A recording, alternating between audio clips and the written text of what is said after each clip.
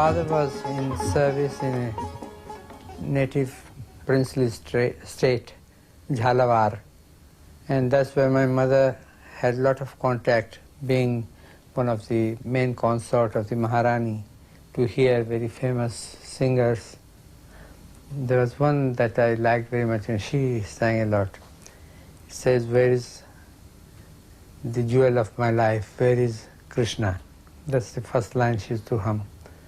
It went something like that.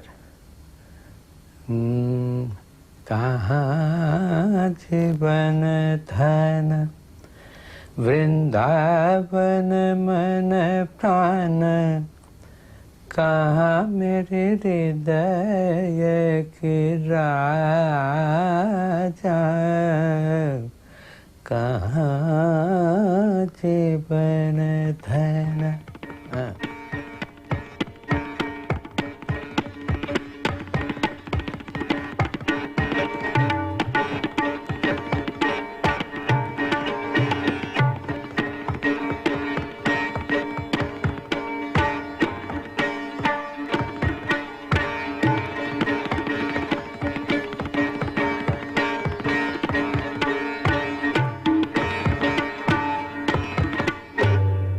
Baba used to tell me all the time that you have tremendous talent and I would love to train you, but in the beginning it was very difficult. I was in an adjacent house, old stone house, with creaky doors and windows, cockroaches, lizards, at times snakes passing through, and wolves howling in the night.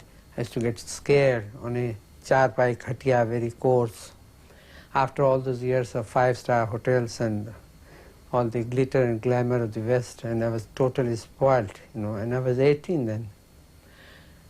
So once only, I think, it happened that he was teaching me a very difficult, complex thing, which is known as bowl and kirtan together, left hand and right hand bowl.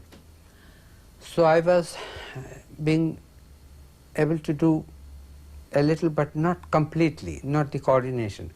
Da da da da da da da da da da da da da da da da, things like this.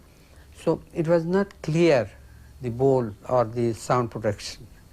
So normally he would have raised his hand and given a slap to any other student, but all he did is to say that you have no strength in your wrist. You are like a girl. Go wear bangles.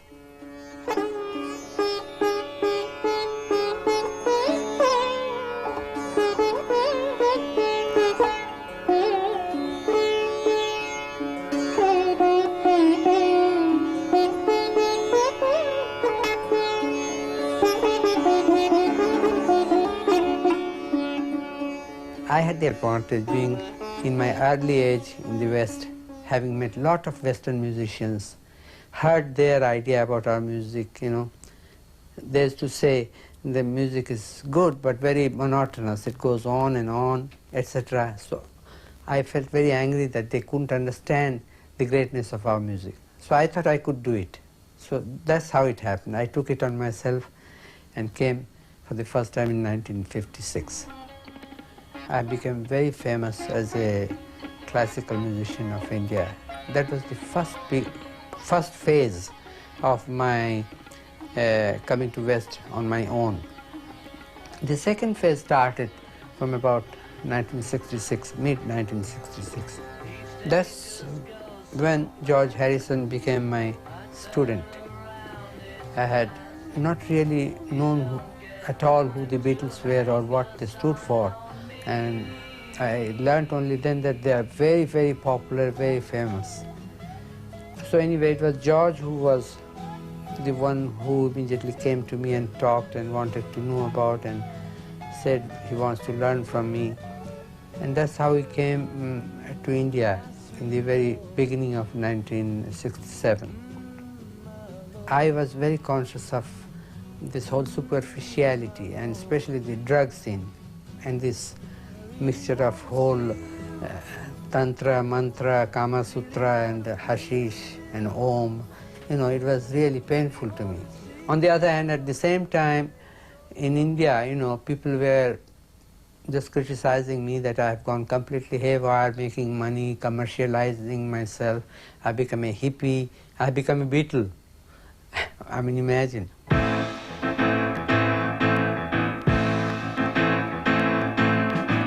Bangladesh, Bangladesh,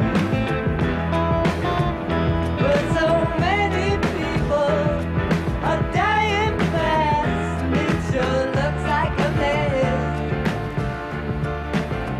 I've never seen such distress. I was hearing all the time all these millions of refugees coming, pouring to India, and all that made me feel very sad, and I thought I should do something. And this was when I was in Los Angeles, and George was there.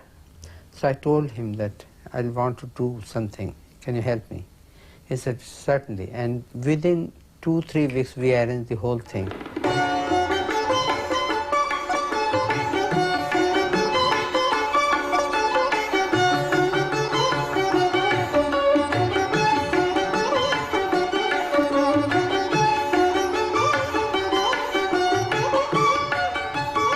Yehudi Menuhin, with whom I was giving concerts, he has got all those qualities that we teach our people, the Indian musicians, but very few of us even have that.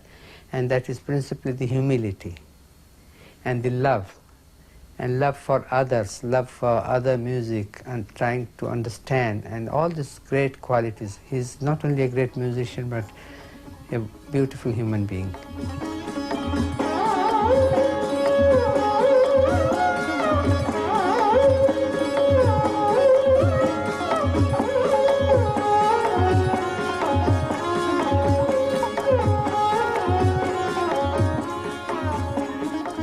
As a sitar player, I'm orthodox, I'm a purist, and I keep to my Binkar Gharana, which I learned from my guru Baba Allauddin Khan. But as a composer, I'm never frightened to experiment. I do all sorts of things. I have tried, good, bad, indifferent, as for people to judge. But including electronic music or Japanese music.